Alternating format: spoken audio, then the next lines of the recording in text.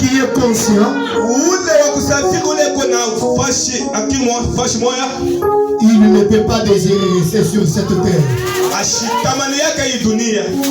La terre est remplie de maladies, remplie de corruption, remplie de choses sales.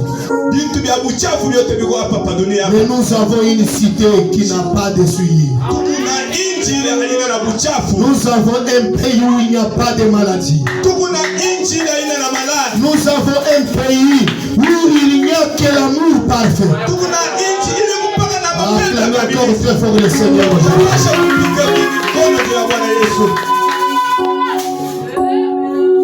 Je vais accorder à frère Justin de donner son témoignage.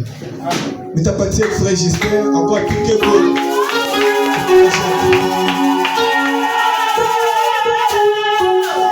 Que le Seigneur vous bénisse. Frères et sœurs, je suis devant vous pour témoigner la grandeur de notre Dieu que nous adorons, le Dieu de William.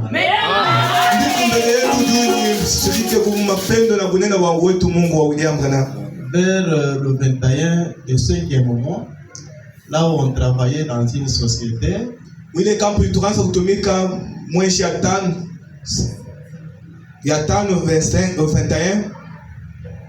nos chefs à qui on travaillait ensemble avec eux, ils ont dit vers 12 heures que non, notre contrat se terminait à ce niveau, nous rentrons chez nous. Après, une affaire de 2 à 3 mois, on est resté vraiment dans un chaos. Je ne travaillais même pas, j'étais toujours assis. En ce temps-là, mon épouse et mes enfants étaient en cours de route vers ici. On priait toujours jusqu'à ce que je suis venu voir un peu le pasteur. Mon pasteur m'a beaucoup fortifié, il a prié encore. Un jour, ils sont venus à la maison avec notre précieux frère Papa Moussé. Ils ont prié encore. Vers le 1er août, j'ai vu l'un de nos chefs qui m'appelle à la radio, au téléphone. Vous êtes où? Je lui ai dit non, je suis ici à Lubumbashi. Tu fais quoi? Je lui ai dit que je ne travaille pas. Dans ce temps-là, nos managers étaient déjà de retour ici. Maintenant, les Congolais, nos chefs encore, ils avaient commencé à faire un peu de manigance. Ils te demandaient $100 à chacun de nous afin que tu puisses être encore infiltré. En ce temps-là, j'ai manqué même 500 francs, mes chers frères. Après quelques jours, j'ai prié toujours avec mon épouse. J'ai fait encore un blanc qui m'appelle au téléphone. Venez, nous t'attendons au bureau. Dès que je suis arrivé, il m'a dit non, allez au niveau de Ratego, au niveau des parkings à Ratego. Je suis arrivé là-bas.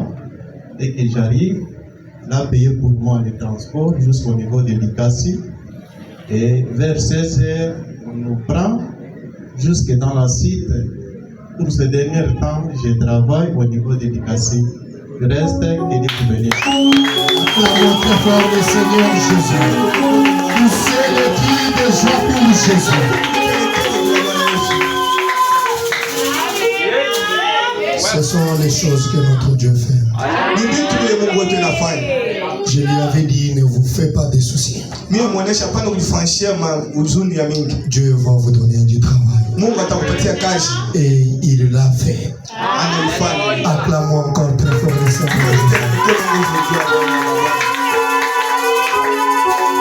Maintenant, toi qui n'as pas de travail, quand tu pries, dis les dieux de frère Justin. Toi qui as donné du travail à frère Justin là, tu y es le même Dieu. Il va te donner du travail.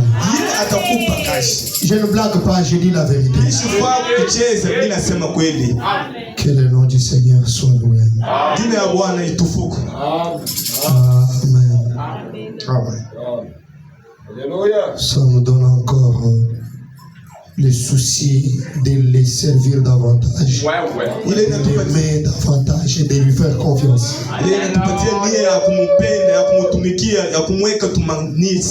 Amen. Et un de comme celui-ci Il n'y a pas moyen de l'abandonner.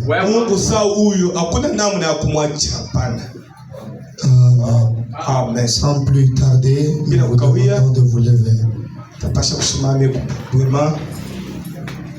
Nous ouvrons nos Bibles dans Hébreux chapitre 6. Nous allons lire à partir du verset 4 jusqu'au verset 8. Nous lisons dans le nom du Seigneur Jésus. Amen. Car il est impossible que ceux qui ont été une fois éclairés, qui ont goûté le don céleste, qui ont eu part au Saint-Esprit, qui ont goûté la bonne parole de Dieu et la puissance du siècle à venir, qui sont tombés, soient encore renouvelés et amenés à la repentance, puisqu'ils crucifient pour leur part le Fils de Dieu et l'exposent à l'ignominie. Lorsqu'une terre est abreuvée par la pluie, qui tombe souvent sur elle, et qu'elle produit une herbe utile à ceux pour qui elle est cultivée, elle participe à la bénédiction de Dieu. Mais si elle produit des épines et des chardons, elle est réprouvée et près d'être maudite, et on finit par y mettre le feu. Amen. Amen. Seigneur Dieu, nous voici encore une fois dans ta présence bénie. Père,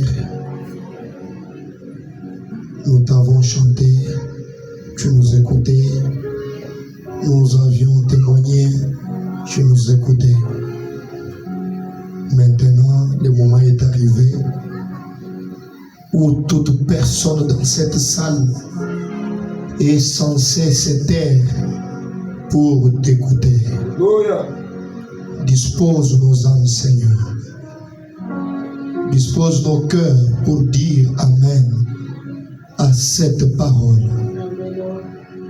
Père, je maudis tout esprit qui ne confesse pas le nom de Jésus-Christ. Je les charrie dehors, loin de ces lieux. Laisse que le glorieux Saint-Esprit, lui, le grand enseignant, qu'il descende et prenne ses écritures et nous enseigne. Guéris ceux qui sont venus malades, ramène ceux qui ont rétrogradé, remplis du Saint-Esprit ceux-là qui ont besoin de cela. Je chasse, Père, de toutes sortes de ténèbres, de toutes sortes d'incrédulité, et je te laisse la place pour que tu t'exprimes librement, afin que chaque personne, en sortant de ces lieux, qu'il dise que tu lui as parlé. Fais-le, Jésus, parce que c'est pour cela que nous sommes ici. Je m'écarte de la scène et je te laisse la place pour que toi tu nous parles au nom de Jésus-Christ, l'auteur de cette parole, le Dieu de William Allen Branham. Nous t'avons ainsi prié et demandé avec foi. Amen. Amen. Veuillez vous asseoir. Que le Seigneur vous bénisse encore une fois de plus. Amen.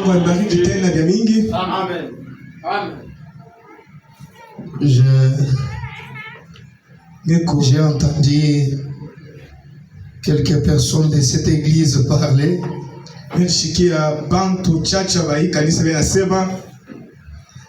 Certains me disaient que pasteur, ces derniers temps, depuis que vous êtes revenu de Kinshasa, c'est compliqué.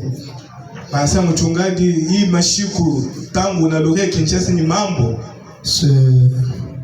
parole est vraiment très dure. Il y a même quelqu'un qui m'a fait rigoler, me dit, papa, vous nous y aviez dit que quand je reviendrai, je vais prêcher les choses des grandes personnes. Et Nous sommes en train d'écouter les choses des grandes personnes. Kuko mtu mwenye ananionyesha hapa ukitonesha pale mitakuya mitaonyesha vitu vya watu wakubwa. Tuko katikati ya kushika vitu vya watu wakubwa. Certainement c'est pour les grandes personnes. Pia kweli ni vitu vya watu wakubwa. Parce que celui qui est un enfant, il va seulement se fâcher et s'en aller. Ule kwa mtoto atashika atenda vitu vyake na viache. Ça c'est quel genre d'église où chaque fois quand on y arrive c'est toujours ceci cela. Ni kanisa ya namna kani kama tunakuya ni paka iki na ikide. Amen. Amen. J'ai dit à quelqu'un, bon, je peux parler comme William Branham. Quand je viens ici, je n'ai aucune intention de faire du mal à quelqu'un. Nionyesha mtu nitapasha kusema sawa William Branham. Hapa mimi nakuyaka, sipendake nifanyisha mtu kubaya hata umoja. J'aime beaucoup quand vous criez ou quand vous dites amen là-bas. Je me sens très bien. Mimi napendake kama mnasema kama amen ndio nifanyaka mzuri. Et à des fois, quand on prêche, l'auditoire reste calme. Ce n'est pas bon, ça ne veut pas seulement dire que les gens n'écoutent pas. Peut-être les gens sont en train de méditer sur leur vie. Saa zingine kama tunabiri mfashi yenyewe bantu wote beko kalma abasema abashikia hapana mais c'est comme William Branham quand il a commencé à prêcher. Ni vile Nabii Branham pale akaanza kubiri. Il a prêché et dans la salle, les femmes ont commencé à pleurer. Alors quand il est sorti, il était très content. Billy est allé lui voir, il lui dit, papa, c'était vraiment merveilleux.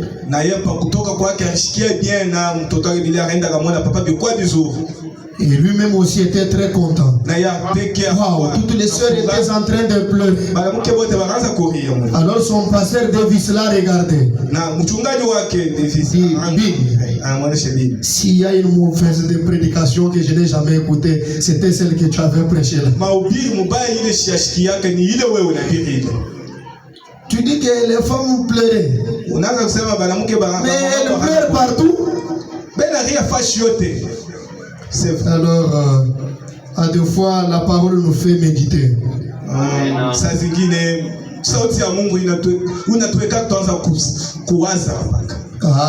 Amen. Méditer sur notre propre vie. Alors, ce soir, pendant que nous sommes toujours en train de tendre vers la perfection, pendant que nos mains sont placées sur lui, je préparais pour toi un petit sujet ce soir. Dieu ne sauve pas quelqu'un pour le perdre par après. Amen. Amen. Quand Dieu a déjà sauvé, il a déjà sauvé. Je vois que ta Bénacle est là. Quand Dieu a déjà sauvé, c'est déjà fait. Il n'a plus le temps de revenir pour sauver encore cette personne. C'est ça, n'est-ce pas? Parce que la Bible nous a dit que lui, quand il est venu, en abolissant la première loi, il a établi la seconde qui est perpétuelle.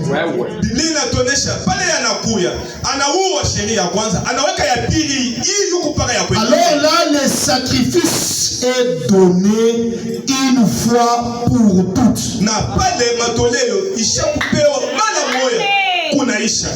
Alors c'est lui qui s'approche. Pendant que lui a des portes ouvertes à ses saluts, il a lancé une invitation disant que celui qui veut vienne. Mais ce qu'il fallait qu'il fasse, il l'a déjà fait. Amen. Amen. Peut-être certaines personnes n'ont pas compris les écritures que nous venons de lire. Paul dit, il est impossible que ceux qui ont été une fois éclairés anasema viku vya shoku fanshika kwa bale beko na kujua qui était une fois éclairés, bale basha kuangaziwa mara moja, qui ont goûté le don céleste, bale basha kupimeko madon ya kimbingu, qui les dons au singulier, ile zawadi ya kimbingu, qui ont eu part au Saint-Esprit, ule anapitia kwa mubatizo ya Roho Mtakatifu, qui ont goûté la bonne parole de Dieu et la puissance du siècle à venir, ule anapimeko sauti mzuri ya Mungu na nguvu ile inakuya bale, et qui sont tombés, bale basha kuanguka, soient encore renouvelés et amenés à la repentance. bale babalumishe kutena batubu. Pourquoi cela ne peut pas être fait? Puisqu'ils crucifient pour leur part le Fils de Dieu.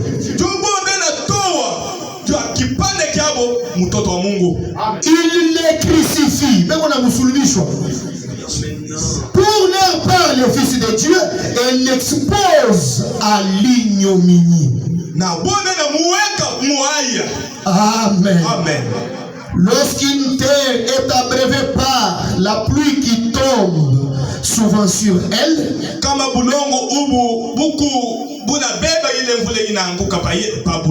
et qu'elle produit une herbe utile, assez pour qui elle est cultivée, Paul dit, elle participe à la bénédiction de Dieu.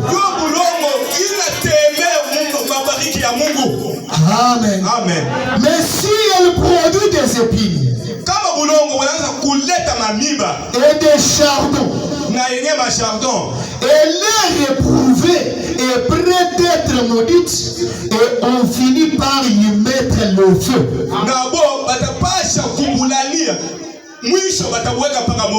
Amen. Amen. Alors certaines personnes ou certaines religions ou certains représentants, quand ils essaient de prendre ces écritures,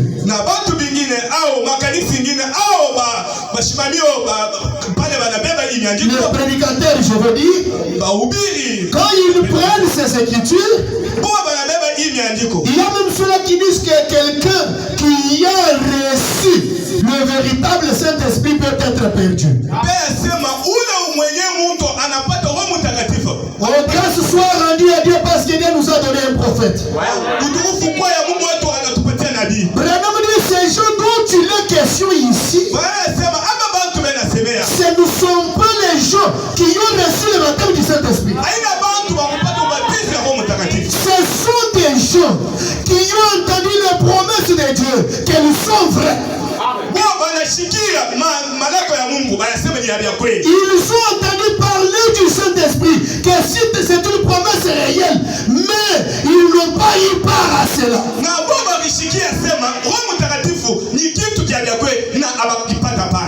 Frère Noël explique cela, il dit, c'est comme les espions. Je vais vous dire cela, laissez-moi anticiper. Il dit, lorsque les espions ont été envoyés pour aller explorer Canaan, Moïse avait choisi les espions selon l'instruction divine. C'était un espion par tribu.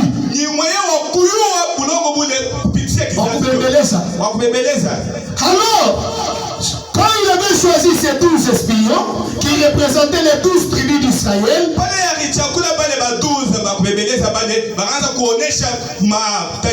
tous ont eu peur d'entrer dans le pays.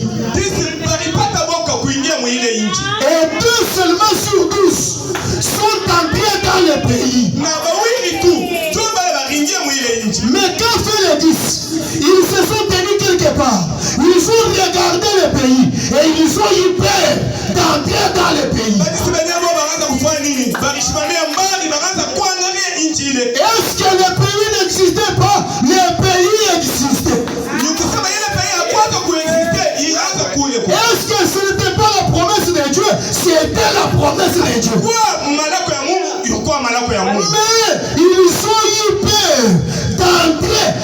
le pays. Branham dit, ces gens-là ont goûté aux promesses de Dieu, mais ils ont manqué d'en posséder.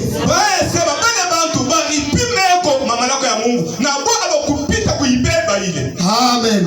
Là, c'était dans l'Ancien Testament. Ils ont regardé le pays et ils ont manqué comment y entrer par leur incrédulité. Amen. Amen. Amen. Écoutez, dans le message des 10 vierges, prêché le 11 décembre 60, 343 paragraphes, Branham dit ceci. C'est lui qui a été une fois éclairé sur ceci et qui a goûté les dons célestes. Et si il est tombé hors du trottoir et qu'il avait pris, il retourne pour être encore renouvelé et amené à la repentance.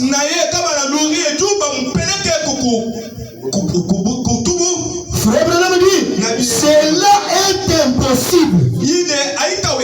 Car il a péché contre Dieu. Amen. Amen. Qu'est-ce que le péché? Le péché, c'est l'incrédulité. Il connaît la parole de Dieu et il refuse de croire cela. Il est incrédule à la parole de Dieu. Une personne pareille ne peut pas être ramenée à la repentance. Parce qu'il connaît déjà ce que dit la parole dans cette situation. Qu'est-ce que cette personne a fait? Il a crucifié pour la seconde fois le Fils de Dieu. Il a crucifié le Fils de Dieu, le Seigneur Jésus. Il a crucifié la parole. Et cette personne-là, il est très difficile qu'il soit ramené à la repentance. Amen. Il a péché contre Dieu. Et quand il fait, il a tenu pour profane l'alliance par laquelle il a été sanctifié.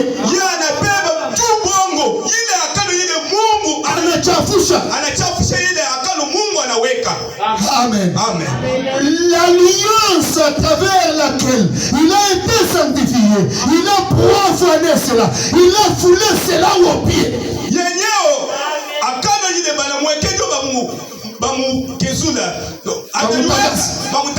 Et il a diffamé les œuvres de la grâce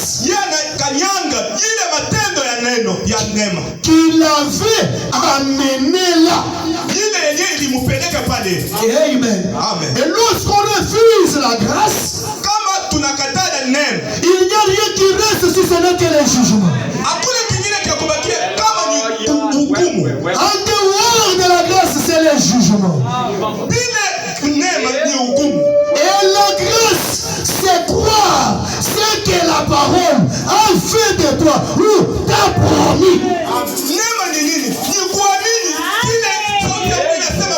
Lorsqu'on refuse cela, cela veut dire que tu as profané, tu as scié, tu as exposé à l'ignominie le Fils de Dieu.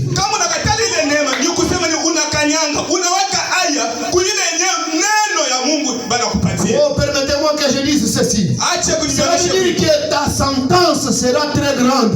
Que de ces personnes-là qui avaient crucifié Jésus, une personne qu'on voyait.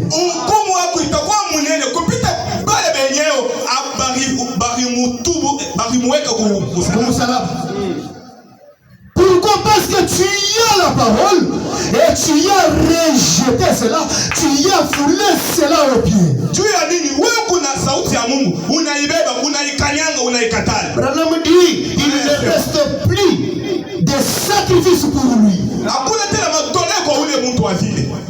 Ça veut dire que cette personne a déjà traversé la ligne rouge, la ligne qu'on appelle la ligne de démarcation. Ni kusema ule mtu ashakutambuka. Il n'y a pas moyen qu'il revienne. Ile fashi yenyewe ya kumusemelea. Voilà pourquoi profitez de la grâce pendant qu'elle vous est encore offerte. Jua sababu mpate kuhii neema. Mvile mimi nipatia hayo hapa sasa. Alléluia. Amen. Lorsque tu refuses la grâce aujourd'hui, Kama unakatala nani? il n'y a rien qui va t'attendre si ce n'est que le jugement. Hakuna kingine kile kinakubakilia. Il n'y a pas le chemin de retour. Hakuna tena barabara ya kuluhia. Amen. Il ne reste plus de sacrifice pour lui, Hakuna tena matoleo kwa ule mtu. mais une attente terrible du jugement de fin. Kuchunga kwa kunene kwa moto. Et de l'ardeur qui dévorera les rebelles. Kwa kule itatosha wale batokwamini. Amen. Amen. Amen. Recevez la grâce pendant qu'elle vous est offerte. Wewe mpate kunema hapa kama mimi nampatia hayo. Lorsque la Bible te dit, Pale Biblia kama inakuonesha mambo. le Saint-Esprit est pour vous, Inakuonesha Roho Mtakatifu ni et yako. pour vos enfants, Ni ya watoto wenu. pour tous ceux qui sont communs. Kwa wale watembea kwa En aussi grand nombre que le Seigneur notre Dieu les appellera. Emparez-vous de cette promesse-là. Si tu n'as pas encore reçu cela, recevez le Saint-Esprit là-même. Mnamna yote pale watu watakuja. Mwe mpenda ile. Mpate ile Roho Mtakatifu. Il y a beaucoup de gens qui remettent toujours cela à demain. Je recevrai. Laissez-moi te dire, ne remettez pas à demain. Ce soir, si tu y es disposé, même comme je suis en train de prêcher, tu es capable de donner le Saint-Esprit. Mungu wangu bamingi bali naliweka paka kesho. Nitapata. Parce que le sang est encore sur le propitiatoire pour toi. Damu iko tena pa jamii hii. Il est encore souverain sacrificateur. Il intercède en ta faveur. Yeye anakusemea mambo yako ni mkwani. Mais il y aura un temps où il ne va plus encore intercéder pour toi. Utakuwa wakati mwingi jua kusimamisha kusemea tena juu. Alléluia. Amen. Alléluia. Amen. Quand vous avez la promesse, Kama Mungu na mama lako, emparez-vous de la promesse. wewe mbeba ile, muipate. Vous savez, Mnajua? Frère Branham parle de l'oncle Boudi. Ndugu Branham anasemea mambo ya muyomba Budi. Il dit, cet homme-là n'avait pas le Saint-Esprit. Anasema wale watu hawakuwa na Roho Mtakatifu. Cet homme-là. Ule mtu ule. Alors un jour, il a pris la décision. Siku moja anabeba. Il a dit, Anasema aujourd'hui, je vais aller chercher le Saint-Esprit. mimi naenda hapa paka Si Dieu ne me le donne pas, kama Mungu yashi. il va trouver mes tas de eaux là. Quand il reviendra, Yeye atapata mifupa yangu pale. il a pris son cheval. Yeye anabeba cheval. Il est parti très loin en brousse. Là où personne ne pouvait même pas le retrouver. Il s'est agenouillé. Il a commencé à demander à Dieu le Saint-Esprit. Il était très déterminé. Il a regardé Dieu. Il lui a dit, si tu ne me donnes pas le Saint-Esprit, aujourd'hui, quand tu reviendras, tu trouveras tout un tas de choses ici. Et comme il était déterminé, Dieu, il était obligé de lui donner le Saint-Esprit là. Oui, il y a des choses qu'on doit obliger Dieu.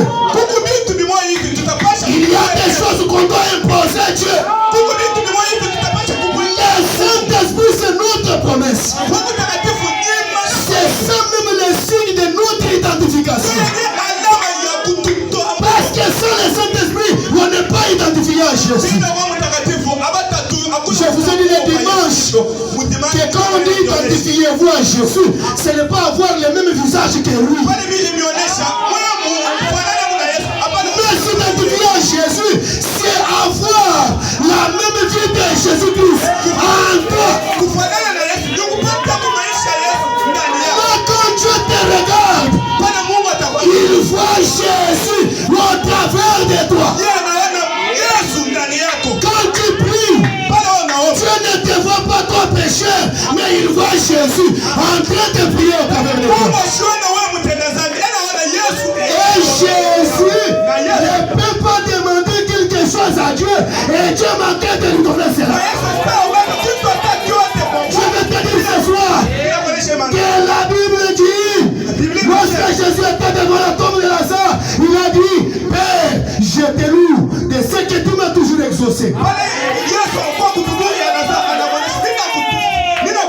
Quand tu as le signe de l'identification, cela veut dire que tes prières seront toujours exaucées.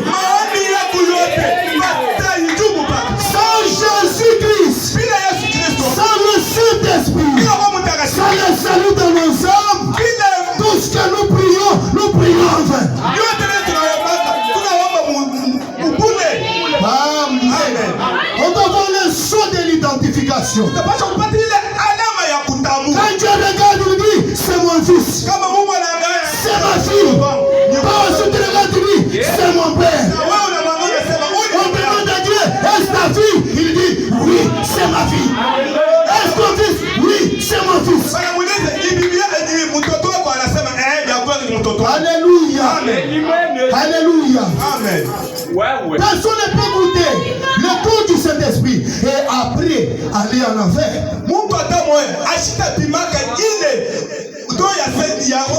Recevoir le Saint-Esprit aller en enfer, ça je ne crois pas. Frère Branham dit ceci, si Dieu sauve quelqu'un aujourd'hui et le perd demain, cela veut dire Dieu est allé à l'encontre de son dessein. Cela veut dire qu'il n'a pas atteint son objectif. Dieu t'a placé ici dans un but. Oui, mon frère, Dieu t'a placé ici dans un but. Dieu t'a sauvé dans un but. Amen. Amen. Béni soit le nom du Seigneur. Écoutez ce que dit le prophète ici. Je suis dans le message. Hébreux chapitre 6, deuxième partie. Prêché le 8 septembre 57. 295, paragraphe 296. Branham dit ceci. Alors, si Dieu a fait ça, il nous a prédestinés avant la fondation du monde. Est-ce que vous croyez cela? Nous ne sommes pas les créatures du temps. Mais Dieu nous a prédestinés avant la fondation du monde. Écoutez, qu'il connaissait chacun par son nom. Le Seigneur Jésus, notre Dieu, il savait comment il t'appellerait. Il connaissait nos noms dès avant la fondation du monde. Écoutez, il nous a élus à la vie éternelle. Il nous a élus à la vie éternelle. Qu'il a envoyé Jésus-Christ pour nous racheter. Depuis quand? Il y a 6 000 ans. Il nous a vus afin que nous apparaissions dans la gloire pour sa louange. Alléluia. Amen. Il nous a connus. Il nous a prédestinés. Il a connu chacun de nous par son nom. Il nous a prédestinés afin que nous apparaissions à la gloire de sa louange. Branham pose la question. question. Nabii anaweka swali hapa. Comment donc pourriez-vous être perdu Namna gani wewe utapotea? si Dieu t'a connu dès avant la fondation du monde? Kama Mungu alikujua, Comment toi tu peux être perdu? namna gani wewe Si quelqu'un est perdu ce soir, cela veut dire qu'il n'a jamais été sauvé. ni kusema wewe yakuokoaka. Mais celui qui a été sauvé, il est déjà sauvé. Il n'est pas sauvé ce soir. Il n'est pas sauvé hier. Il n'est pas sauvé il y a 10 ans. Il n'est pas sauvé il y a 100 ans. Il a été sauvé dès avant la fondation du monde. Alléluia. Alors, si vous êtes sauvés, vous êtes sauvés.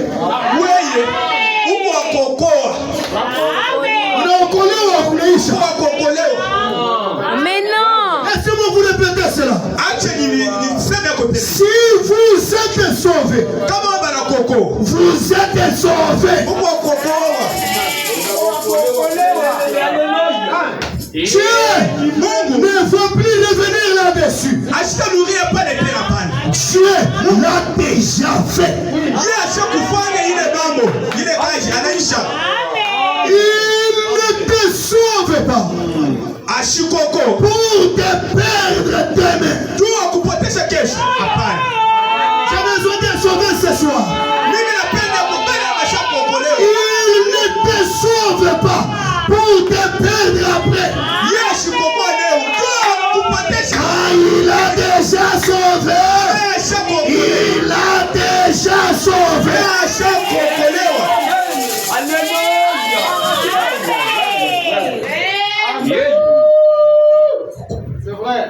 Si Dieu vous sauve ce soir, en sachant qu'il va vous perdre dans 10 ans,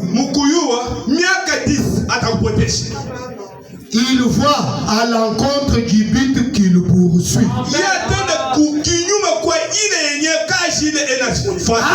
Amen. Parce que tu n'es pas créé juste pour le plaisir. Il y a un but que Dieu est en train de poursuivre.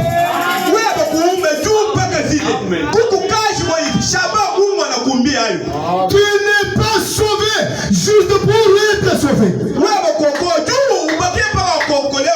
Tu es sauvé pour qu'un jour tu apparaisses dans la gloire de sa louange.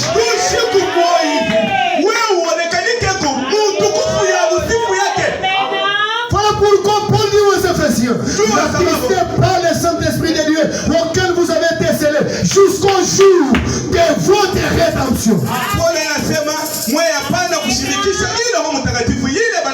Je vais te répéter cela. Si Dieu t'a sauvé, il t'a déjà sauvé. S'il t'a déjà sauvé, il ne peut pas te perdre. S'il te perdait, il est parti à l'encontre de son dessein. Est-ce que je peux ajouter? Quelqu'un parle et lui dit, si Dieu te perdait, il sera incomplet. Et quand Dieu devient incomplet, cela veut dire qu'il devient imparfait. Mais en Dieu, il n'y a pas d'imperfection. Voilà pourquoi il nous donne le baptême du Saint-Esprit, afin que nous puissions nous identifier à lui. Alléluia. Je ne peux pas te perdre. Le Dieu infini,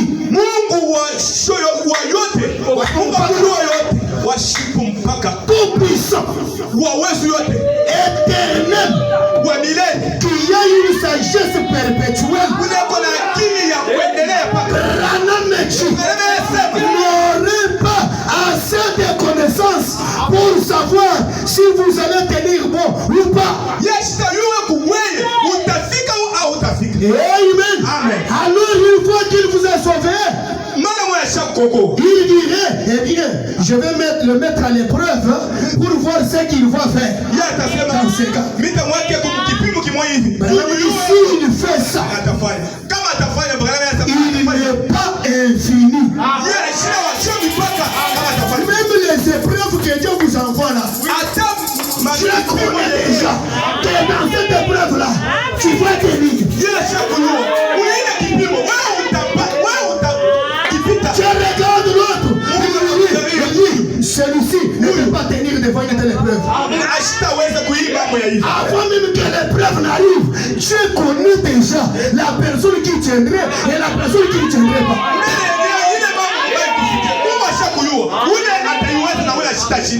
Alléluia. Un élu ne sera jamais perdu. Madame dit quelque part. Quoi qu'il fasse, il ne sera jamais perdu. Amen. Alors si tu y es sauvé, ce n'est pas par les lèvres que nous allons savoir que tu es sauvé. Le salut qui est dans l'âme de quelqu'un, nous voyons cela à travers les œuvres que la personne est en train de produire.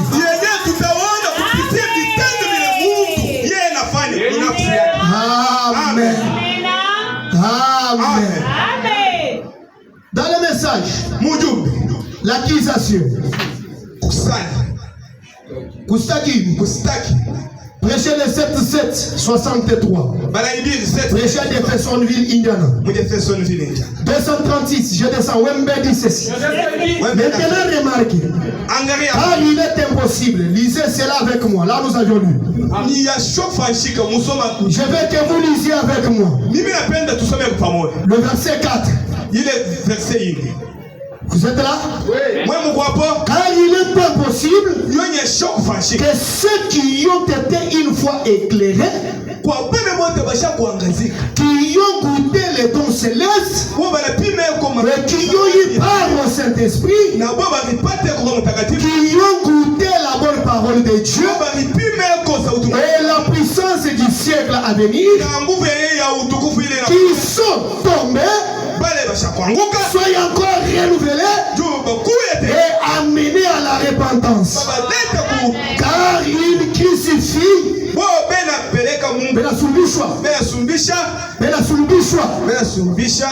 de nouveau pour leur part le Fils de Dieu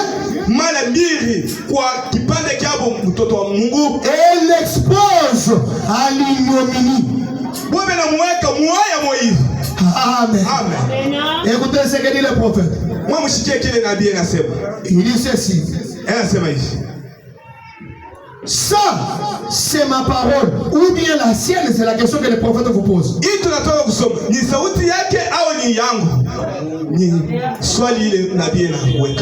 Amen. C'est la parole de qui? Branham dit. L'homme qui arrive à une connaissance, souvenez-vous, ils ne l'ont jamais reçu. Abaya mupokei. Quoi? Le Saint-Esprit. Branham dit c'était des croyants frontaliers. Ils se sont limités aux frontières. Ah, la promesse est merveilleuse. Le pays est tellement bon. Mais posséder cela, ils n'ont jamais possédé cela. Amen. Amen. Après avoir reçu la connaissance de la parole de Dieu, vous la recevez au niveau de la connaissance. La promesse, pour l'avoir lu, Munayua ile malako kupitia kuyua wewe urisome kuma. Amen. Tu y as su que le Saint-Esprit est une promesse, c'est parce que tu l'avais lu. Wewe unayua ko Roho Mtakatifu ni malako tu wewe urisome ko. Amen. Amen. Pour l'avoir lu ou pour l'avoir vu. Wewe urisome ko au uione ko bena isema kwa bantu. Et ensuite, Kisha pati vous la rejetez. wewe unaitupa ile Roho Mtakatifu. Comme ceux-là qui disaient, Dieu ne donne plus le Saint-Esprit. Sa vile bingia hakusema Mungu ashiletaka tena Roho Mtakatifu. Il lit la promesse. Bobe nasema ile Après avoir lu, il rejette cela. kisha kusoma ile banaitupa. Alors vous, Kisha mwe il est impossible iku ya shoku fanshika que vous soyez sauvés. mupata kokolewa. Maintenant, vous pose la question, est-ce que vous l'avez lu là? Na bien ele mswali Moi, je lis. unisoma pale.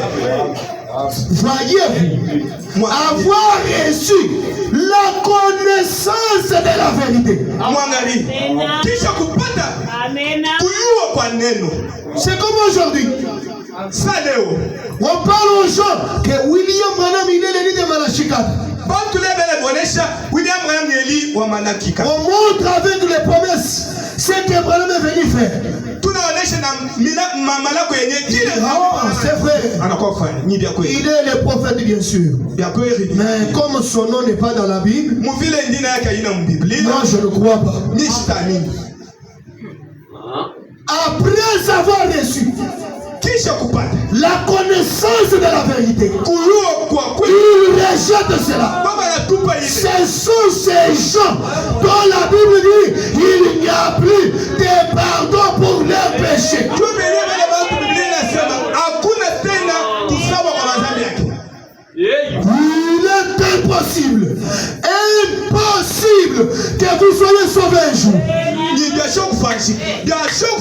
Wewe kokolewa kushukumo hii. Amen. Vous les comprenez? Wewe unaelewa? C'est tout. Kunaisha pale. Vous ne l'avez jamais reçu. Au yaipataka. C'est comme ces croyants qui étaient allés là-bas. Sa vile bale ba minifu bale baenda kule. C'est le type même du voyage. C'est le type même du voyage. Ni mfano yeye ya kutembea. Branham dit, c'est ici. C'est le troisième exode. Anasema ni safari ya tatu. Kutoka kwa tatu. Alléluia. Ça, c'est le troisième. Safari kutoka kwa tatu. Amen. Celui-là est simplement un type des deux autres. Ni kusema yuko hapa mfano ya indi. Vous vous souvenez? Unakumbuka? Le repos de Dieu et le repos d'Israël. Les sabbats. Kupumzika kwa Mungu na kupumzika kwa Israeli. Le repos de Dieu et le repos d'Israël, c'était le type du véritable repos du croyant aujourd'hui. Kupumzika kwa Mungu na kwa Israeli kwa mfano ya kupumzika kwa leo kwa Mungu. Ah, je crois que je vais dire ta clair là. Amen. C'était le type. Regardez. À cette époque-là, je vais vous montrer quelque chose là. Pendant une minute. Pardonnez-moi cette expression. Regardez. Israël avait choisi 12 hommes. Et 12 hommes. Un de chaque tribu. Un chef dénominationnel. Et on les avait amenés là-bas, à la frontière. Tout près du pays promis. Et on leur avait montré les biens à venir. Ce qu'ils possédaient, kushika. Et ils sont revenus en se plaignant que nous ne sommes pas capables d'y arriver. C'est ce qui fait encore les croyants aujourd'hui. Nous sommes incapables d'avoir le Saint-Esprit. Tu es incapable comment? Est-ce que ce n'est pas une promesse? Si c'est la promesse, est-ce que le Dieu qui a fait la promesse, il était capable de tenir sa promesse? Tiens toujours sa parole. Il tiendra toujours sa parole. Pourquoi tu te plains? Mais tu es là, tu dois obliger à Dieu, lui rappeler la promesse qu'il a faite. Seigneur, c'est toi qui m'as promis. Et je vous parle dans quelle langue je vois, je vais t'appeler là. Quand Dieu faisait la promesse de Joël 2:28, qui était là? Mais c'est Dieu lui-même. Il s'est tenu là. Et il a fait la promesse. Et Dieu ne jure que par lui-même. Parce qu'il n'y a pas plus puissant ou le supérieur à Dieu. S'il a fait la promesse, il doit tenir sa promesse. Ne te plains pas. Les baptêmes du Saint-Esprit, c'est une promesse que Dieu t'a faite. Et il doit procéder cela. Je vais dire encore une chose. Branham dit, le pays était là. Le pays était réel. On voyait le pays. Mais qu'est-ce qu'Israël devait faire? Il devait combattre pour posséder le pays. Il doit combattre. Il doit combattre. Je dois combattre pour posséder mon pays. Oui. Alléluia. Quand le diable vient et dit, ce n'est pas ta promesse. Regardez l'enfant et dites-lui, tu es sémentaire. Dieu m'a fait la promesse. Même s'il faut que je puisse gêner, je vais gêner. Même s'il faut que je puisse m'enfermer dans la maison seule, je vais m'enfermer. Jusqu'à ce que je vais posséder cela. Amen. Amen. Merci Seigneur Jésus.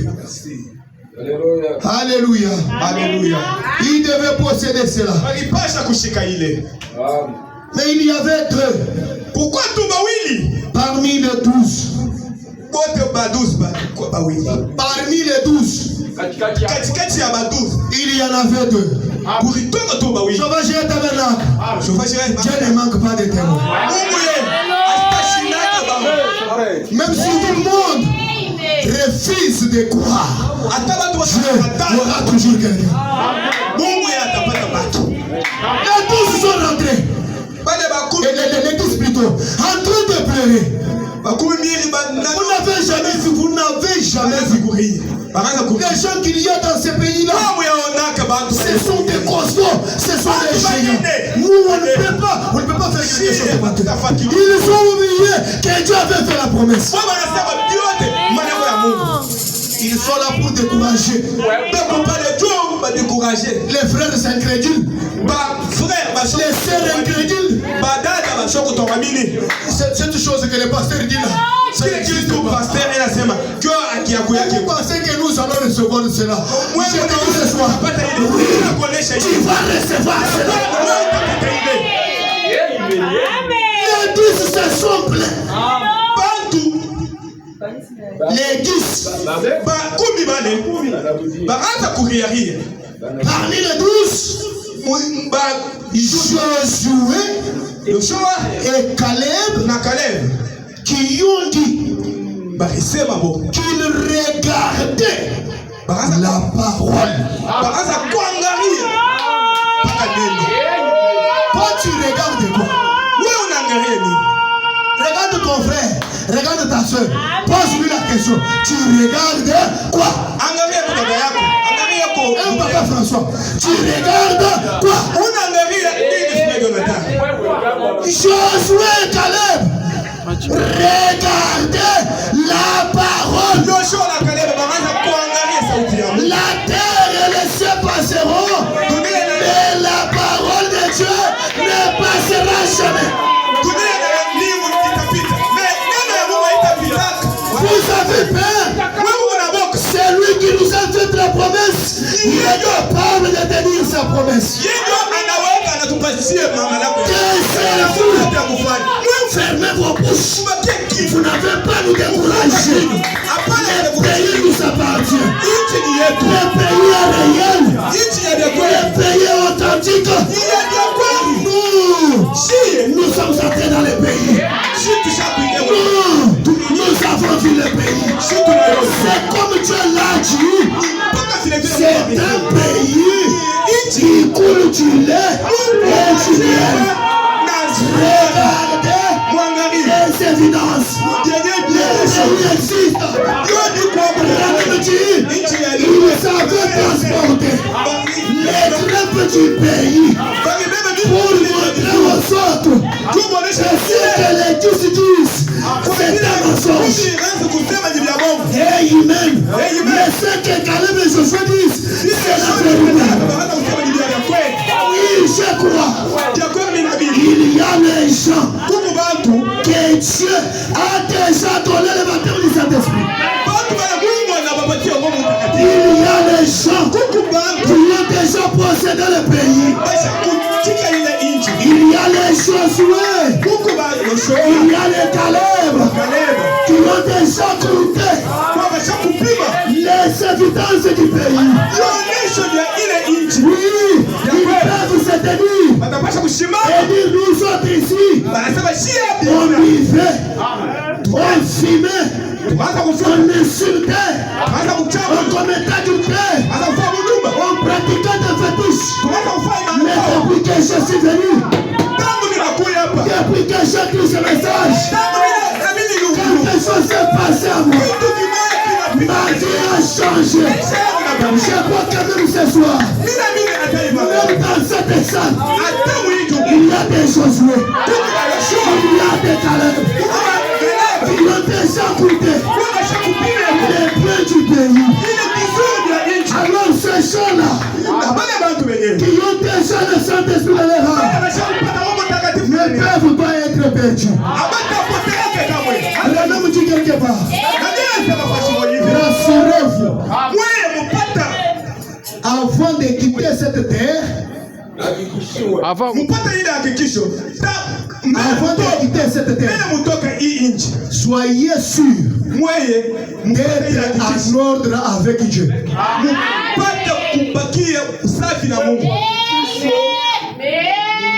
Soyez sûrs. Il y a des gens qui se disent, je l'ai déjà reçu. Je l'ai déjà reçu. Mais qui ne l'ont jamais reçu. Ce sont des personnes pareilles qui seront surprises en enfer. Je l'ai reçu. Je l'ai reçu. Mais quand il veut vivre, un cochon. On ne peut pas avoir le Saint-Esprit et mener une vie comme celle d'un cochon, comme celle d'un chien, comme celle d'une truie.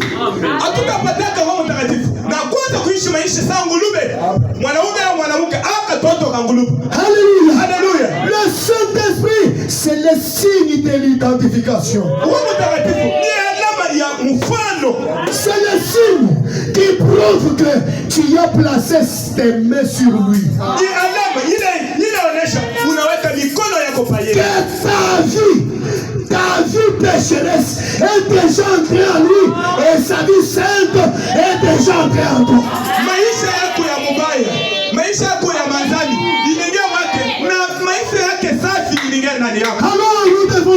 s'examiner. Tutapasha kujichunguza. Quel est le genre de vie que nous avons? Maisha gani yenye tukushi nayo? Regarde-toi mon frère. Regarde-toi ma soeur.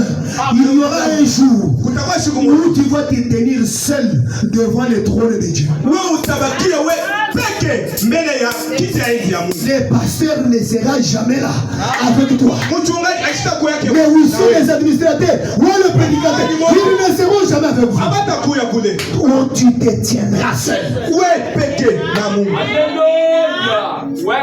Amen.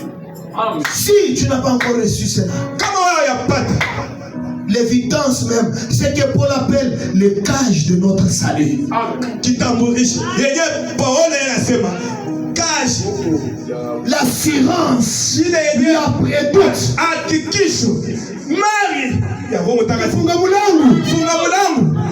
Quand on a le Saint-Esprit, cela est une évidence que nous avons notre salut. Kama tuko na Roho Mtakatifu, ile ni hakikisho tuko na uzima yetu.